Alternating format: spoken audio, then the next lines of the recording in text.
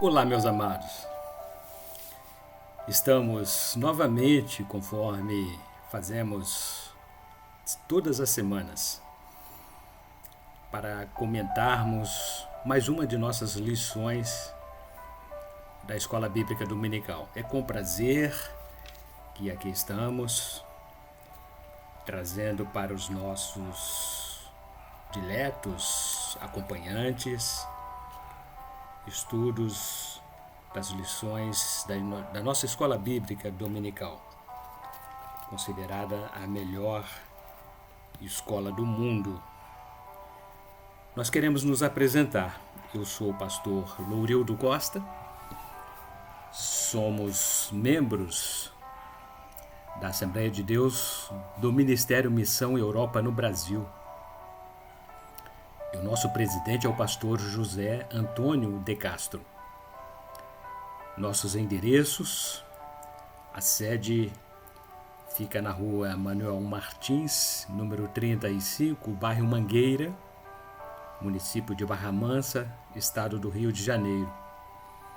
Também temos nossas filiais em diversas cidades do sul fluminense, tais como Volta Redonda, Rua Belém, número 347, bairro Santo Agostinho.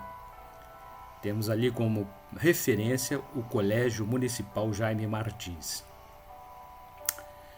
Também na cidade de Porto Real, Rua 9, número 164, bairro Jardim Freitas Soares. Na entrada da cidade, bem em frente ao CRAS, situa-se a nossa igreja. Em Pinheiral, Rua Benjamin Constant, número 3907, quilômetro 5. Em Valença, distrito de Santa Isabel do Rio Preto, Rodovia, número 20.934, bem próximo à Torre. Também temos nossa igreja funcionando em Quatis, no distrito de Falcão, Rua Major Carvalho, número 154, Centro. No estado de Minas Gerais temos dois endereços: Santa Rita de Jacutinga, situa-se na rua Governador Valadares, número 350, Centro, bem em frente à Praça Society, a praça da estação. E em Caratinga, Rua Coronel Antônio Saturnino, número 194, bairro Esperança. Bem, amados, em poucos dias estaremos inaugurando mais uma de nossas igrejas, agora no município de Quatis. Temos a apresentar-lhes também o nosso jornal, Missão Europa em Ação. São 12 páginas coloridas, com notícias diversificadas, estudos, palavras pastorais. Nós trazemos reportagens de nossas igrejas aqui no Brasil e também nossas igrejas espalhadas pela grande Europa, tais como Itália, Portugal, Espanha e Suíça. Missão Europa em Ação. E se você adquirir acima de 20 unidades, nós daremos um desconto de 50%. Bem, amados, nós estamos neste trimestre estudando o nosso manual, chama-se Ebenezer Dominical. É a nossa revista da Escola Bíblica Dominical, revista do Ministério Missão Europa. E neste trimestre estamos estudando sobre o Espírito Santo, seus símbolos e seus dons. E paralelo a esses estudos, nós lançamos o nosso mais recente livro, que também trata da doutrina sobre o Espírito Santo como terceira pessoa da Trindade. Chama-se Pneumatologia. Pneuma do grego espírito e logos estudo. Então, estudos do Espírito Santo. São 160 páginas que tratam de doutrinas, dons, frutos do Espírito, tudo que diz respeito ao Espírito Santo. E hoje, lição número 6, lição de 11 de fevereiro de 2024, estaremos discorrendo sobre o vento. O vento é o Espírito Santo em movimento. Atos dos Apóstolos, capítulo 2, versículo 2, assim escreveu Lucas. E de repente veio do céu um som, como de um vento veemente e impetuoso, e encheu toda a casa em que estavam assentados. Verdade aplicada. Devemos compreender a simbologia bíblica para o Espírito Santo, a fim de que possamos entender o real sentido da palavra. Do contrário, não a entendendo, vem o maligno e arrebata o que já foi semeado no coração.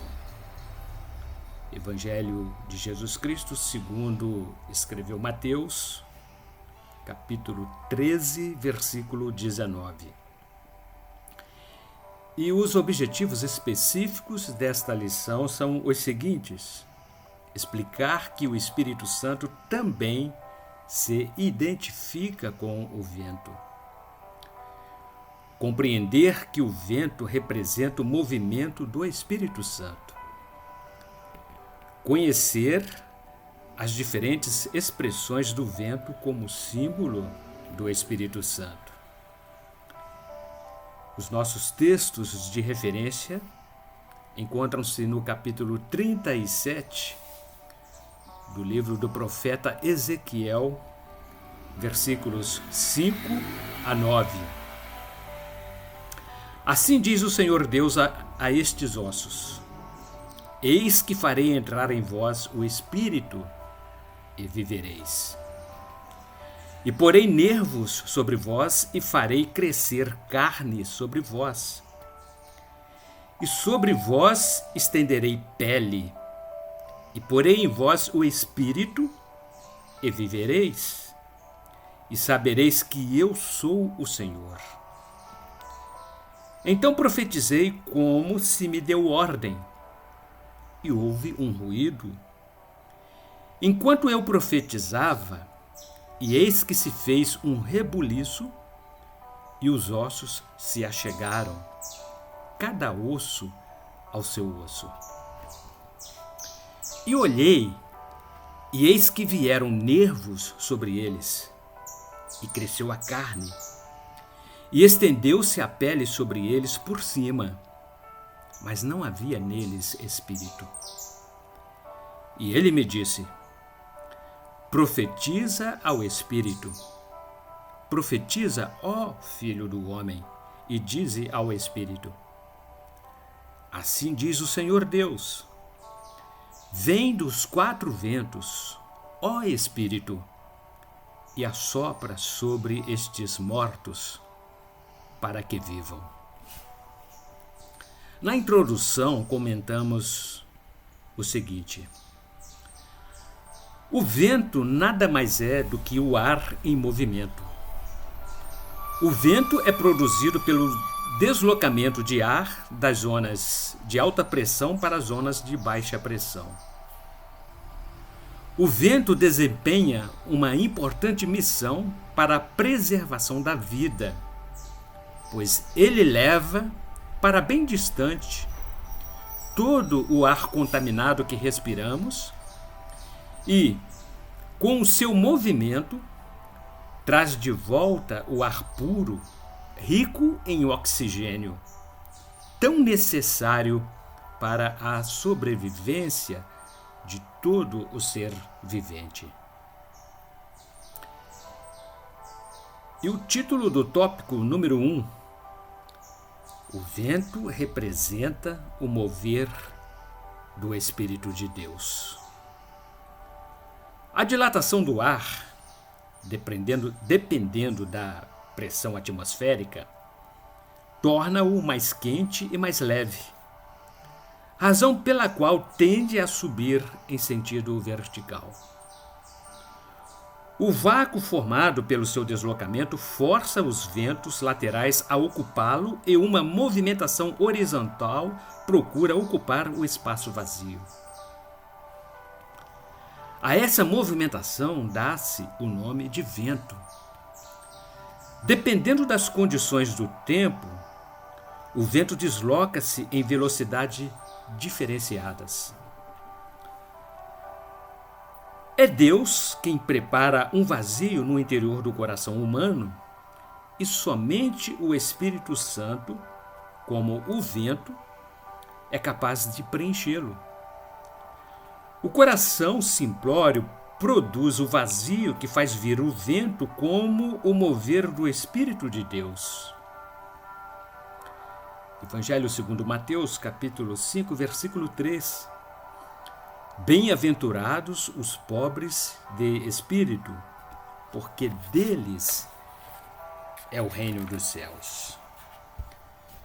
Subtópico 1.1: oração que produz um vazio.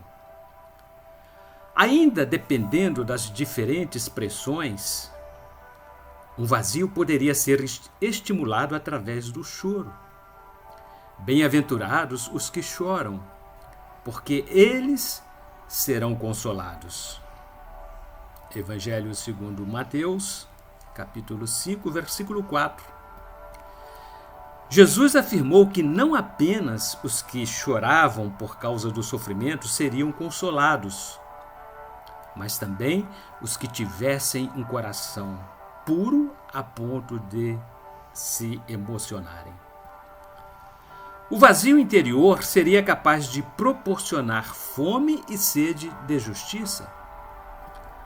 Bem-aventurados os que têm fome e sede de justiça, porque eles serão fartos. Evangelho segundo Mateus, capítulo 5, versículo 6.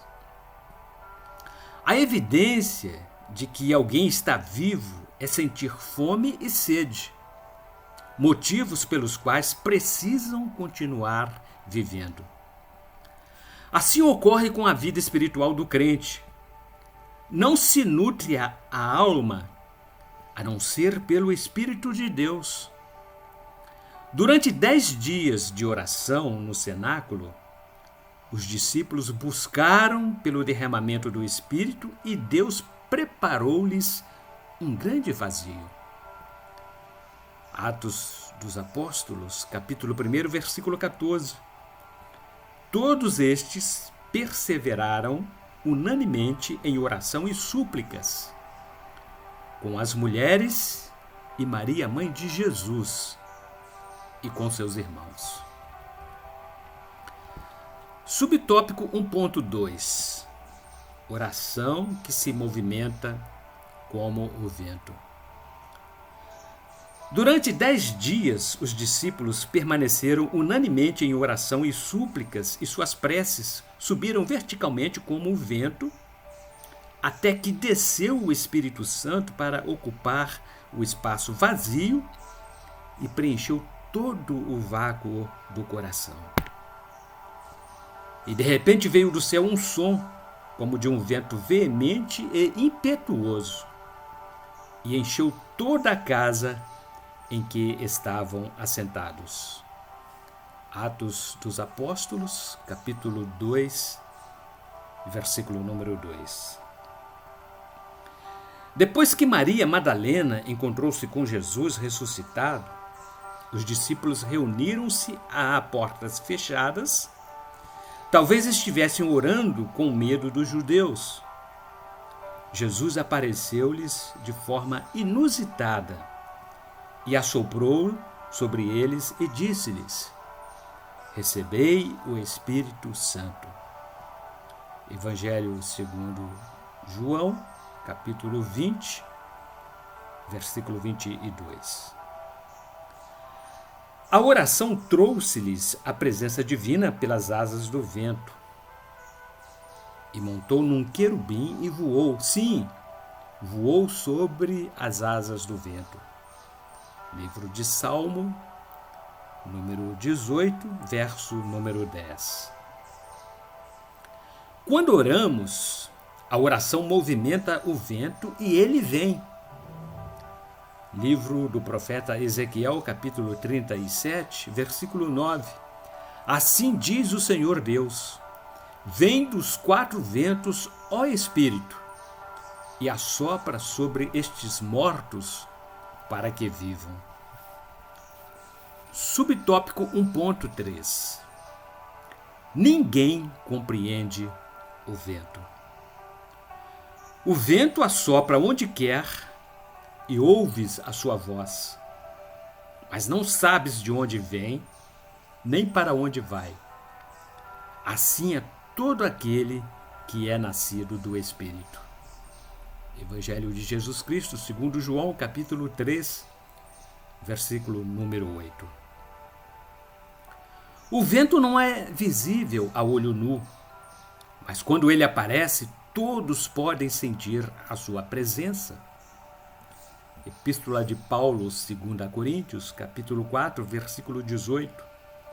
Não atentando nós nas coisas que se veem, mas nas que se não veem, porque as que se veem são temporais, e as que se não veem são eternas. Percebe-se a real presença de Deus quando se sente a movimentação do Espírito Santo como o vento. Livro de 1 Reis, capítulo 19, versículo 11. E Deus lhe disse: sai para fora e põe-te neste monte perante o Senhor. E eis que passava o Senhor, como também um grande e forte vento que fendia os montes e quebrava as penhas diante do Senhor. A mente humana não pode compreender as manifestações do Espírito Santo, pois a obra de Deus deve ser discernida de forma espiritual. Epístola de Paulo, 1 Coríntios, capítulo 2, versículos 11, 14 e 15. Porque qual dos homens sabe as coisas do homem, senão o espírito do homem que nele está? Assim também ninguém sabe as coisas de Deus, senão o Espírito de Deus. Ora, o homem natural não compreende as coisas do Espírito de Deus, porque lhe parecem loucura e não pode entendê-las, porque elas se discernem espiritualmente. Mas o que é espiritual discerne bem tudo, e ele de ninguém é discernido. Tópico número 2. O vento tem muita força.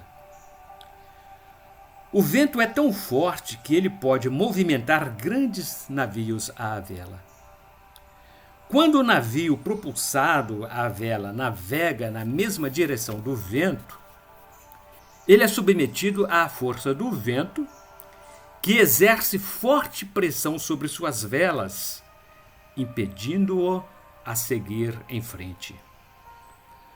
A força do vento também faz mover moinhos a vento.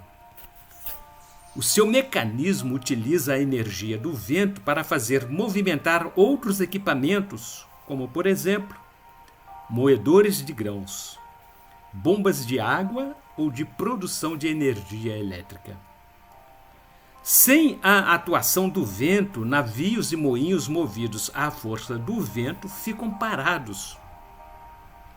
É preciso içar as velas de um navio para tirar proveito da força do vento. Livro do profeta Isaías, capítulo 33, versículo 23. As tuas cordas se afrouxaram, não puderam ter firme o seu mastro, e nem desfraldar a vela. Então a presa de abundantes despojos se repartirá, e até os coxos dividirão a presa. Uma obra sem a operação do Espírito Santo permanecerá estática. É indispensável ter o Espírito como agente de crescimento. Do contrário, tudo ficará parado. Quando o Espírito de Deus tem liberdade, ele assopra como o vento e tudo anda. Subtópico 2.1. O vento dissipa a pragana. Livro do profeta Isaías, capítulo 17, versículo 13. Rugirão as nações, como rugem as muitas águas, mas Deus as repreenderá e elas fugirão para longe, e serão afugentadas como a pragana dos montes diante do vento, e como o que rola levado pelo tufão. Assim como o vento, age o Espírito de Deus diante dos opositores à sua obra. São dissipados como pragana diante da força do vento. O vento do Espírito abre o caminho para os vitoriosos em Cristo. Livro de Êxodo, capítulo 14, versículos 21 e 27. Então Moisés estendeu a sua mão sobre o mar, e o Senhor fez retirar o mar por um vento forte oriental toda aquela noite, e o mar tornou-se em seco, e as águas foram partidas. Então Moisés estendeu a sua mão sobre o mar, e o mar retornou à sua força ao amanhecer. E os egípcios, ao fugirem, foram de encontro a ele, e o Senhor derrubou os egípcios no meio do mar. Subtópico 2.2. O vento dissipa as nuvens do firmamento. O vento limpa o espaço celeste quando as estrelas e os astros ficam encobertos por nuvens no céu. As nuvens escuras impedem que eles sejam vistos. Livro de Jó, capítulo 37, versículos 10, 16 e 21. Pelo sopro de Deus se dá a geada, e as largas águas se congelam. Tens tu notícia do equilíbrio das grossas nuvens e das maravilhas daquele que é perfeito nos conhecimentos? E agora não se pode olhar para o sol, que resplandece nas nuvens, quando o vento, tendo passado, o deixa limpo. As nuvens são o resultado do resfriamento da massa úmida de ar atmosférico, que condensa a água devido à subida e expansão do ar. Uma parcela de ar eleva-se a níveis onde a pressão atmosférica é menor, o que contribui para a expansão do seu volume. Trazendo para a nossa realidade espiritual, há uma variedade de nuvens que ofuscam a visão dos homens e impedem que muitos vejam Jesus. São as tradições, os preconceitos e a religiosidade. São elementos que impedem o brilho do sol da justiça. Livro do profeta Malaquias, capítulo 4, versículo 2. Mas para vós, os que temeis o meu nome, nascerá o sol da justiça, e cura trará nas suas asas, e saireis e saltareis como bezerros da estrebaria. O vento do Espírito faz desaparecer as sombras. Rogaram-lhe dizendo: Senhor, queríamos ver a Jesus. Evangelho segundo João, capítulo 12, parte B, do versículo número 21. Subtópico 2.3. O vento auxilia na polinização. O vento é de suma importância para a polinização das flores, seja de forma natural ou artificialmente. Ele leva o pólen das anteras para o estigma de uma planta e faz polinizar as flores. O vento é o agente responsável para transferir o pólen de uma flor a outra flor, dando-lhe condições favoráveis para a fecundação da flor e, consequentemente, a produção dos frutos. Assim age o Espírito Santo, que transmite vida e faz o crente frutificar. Evangelho segundo João, capítulo 6, versículo 63. O Espírito é o que vivifica, a carne para nada aproveita. As palavras que eu vos digo são Espírito e vida. Deus soprou do seu Espírito nas narinas do homem recém-criado e lhe deu vida. Segundo o livro de Gênesis, capítulo 2, versículo 7. E formou o Senhor Deus o homem do pó da terra, e soprou em suas narinas o fôlego da vida, e o homem foi feito alma vivente. A vida aparece quando sopra o vento do Espírito no meu jardim. Livro de Cânticos, capítulo 4, versículo 16. Levanta-te, vem vento norte, e vem tu, vento sul. Assopra no meu jardim, para que destilem os seus aromas. Entre o meu amado no jardim, e coma os seus frutos excelentes. Tópico número 3. O vento espalha o aroma das flores. O vento assopra sobre as flores do jardim e faz destilar o aroma das flores. Assim são os crentes cheios do Espírito Santo. Seu bom testemunho e seu estilo de vida influenciam outras pessoas, contagiando-as com o bom cheiro de Cristo. Epístola de Paulo, segunda a Coríntios, capítulo 2, versículos 14 e 15. E graças a Deus, que sempre nos faz triunfar em Cristo, e por meio de nós manifesta em todo lugar a fragrância do seu conhecimento. Porque para Deus somos o bom perfume de Cristo, nos que se salvam e nos que se perdem. Subtópico 3.1. O vento renova o oxigênio do ar atmosférico. Quando o oxigênio do ar atmosférico fica rarefeito, a respiração torna-se pesada e difícil. A coisa muda de figura quando o vento sopra e renova o oxigênio da atmosfera. Tudo se renova, até a natureza altera-se para melhor e o corpo humano sente-se também renovado com a renovação do oxigênio. O Espírito Santo atua como o vento que sopra. Ele faz o crente ficar novamente renovado e tudo se torna novo sob uma nova atmosfera. Subtópico 3.2. O vento brando é a voz de Deus. Livro de 1 Reis, capítulo 19, versículos 11 e 12.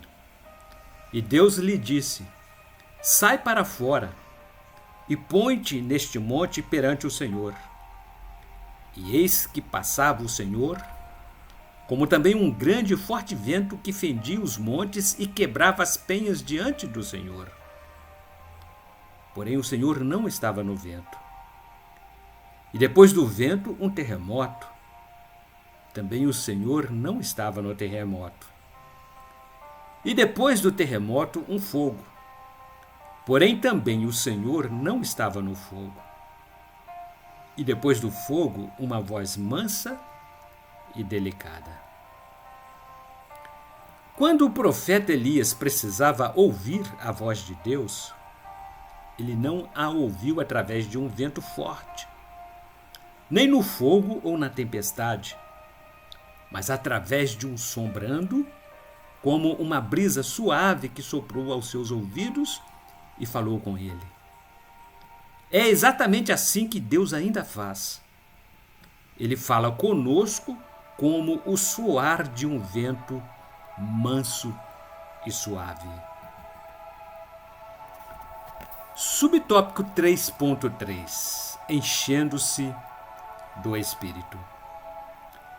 Evangelho de Jesus Cristo, segundo João, capítulo 20, versículo 22. E havendo dito isto, assoprou sobre eles e disse-lhes: recebei o Espírito Santo.